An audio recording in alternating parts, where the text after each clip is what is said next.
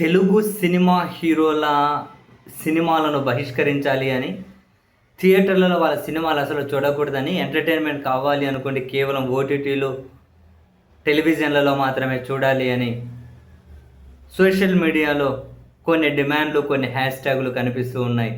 నిజం చెప్పాలంటే ఈసారి చాలా సీరియస్‌గా జెన్యూన్ డిమాండ్ ఇది.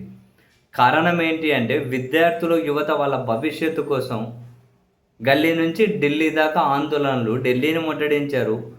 ప్రభుత్వం అంతా దీని మీద కాన్సంట్రేట్ చేస్తూ ఉంది. దేశంలోని ప్రముఖులు, భారతరత్నాల దగ్గర నుండి ప్రముఖ హీరోలు, ప్రముఖ క్రికెటర్లు, క్రికెటర్ల భార్యలు అందరూ కూడా విద్యార్థులు, యువతకు మద్దతుగా నిలబడుతూ ఉన్నారు. వాళ్ళ మీద పోలీసుల అమానవీయ, క్రూరమైన దాడిని తీవ్రంగా ఖండిస్తూ ఉన్నారు, గర్హిస్తూ ఉన్నారు. ఒక అమ్మాయి పోలీసు దెబ్బలు తాళలేక చికిత్స పొందుతూ ఆసుపత్రిలో మరణించింది. కానీ ఏ ఒక్క తెలుగు హీరో అనబడేవాడు, నేను కావాలనే అన్నాను. చాలా హార్డ్ నాకు ఆ మాట అనడం, కానీ ఒకసారి పెయిన్ అనిపిస్తుంది కదా. అందుకే ఏ తెలుగు సినిమాలో హీరో అనబడే ఎవడు, ఏ ప్రముఖుడు అనబడేవాడు ఎవడు విద్యార్థులకు, యువతకు మద్దతుగా పోలీస్ హింస విద్యార్థుల మీద వద్దు అని ప్రభుత్వాన్ని చూసుకుంటే ప్యాంటు తడిపేసుకుంటున్నారు, బాగానే ఉంది. అన్ని సందర్భాల్లో బానిసత్వం చేస్తూ ఉన్నారు, బాగానే ఉంది, చేయండి.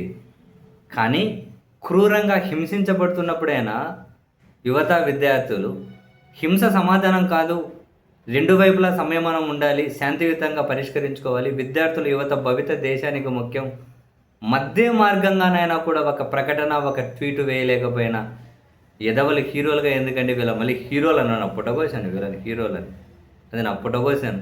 నటులు అనాలి, ఇక్కడ నుంచి వీళ్ళను హీరోలు అనబడే కథే లేదు, నటులు. ఈ తెలుగు నటులను బహిష్కరించాలి అని చెప్పి డిమాండ్.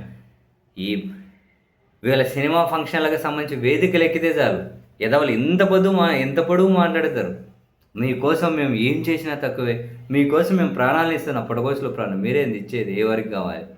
ఇలాంటప్పుడు అండగా నిలబడండి, హింసను ఖండించండి, పోలీస్ హింసను ఖండించండి. వాళ్ళంతగానం వాళ్ళ భవిష్యత్తు కోసం ఫైట్ చేస్తుంటే నోరు తెలిసి మాట మాట్లాడండి.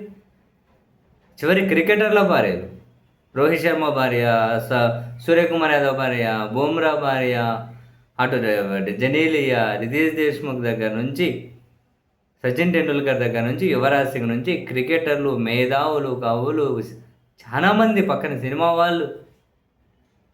అరే ఏం దరిద్రం, ఆంధ్రప్రదేశ్లో రాజకీయ నాయకులు నోరు తీసి మాట్లాడే ధైర్యం లేదు, పిరికోళ్ళు.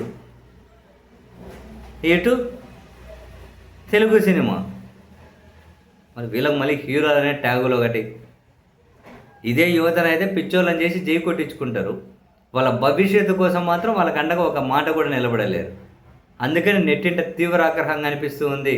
వీళ్ళ సినిమాలను బహిష్కరించడం ఒకటే పరిష్కారం అని. సరే, బహిష్కరింపబడతాయా లేదా అనేది పక్కన పెడితే ఇప్పటికే చాలామందికి కర్మ ఈజ్ బ్యాక్ అన్నట్లే ఉందిలేండి, చాలా ఎఫెక్ట్గా అనిపిస్తూ ఉంది.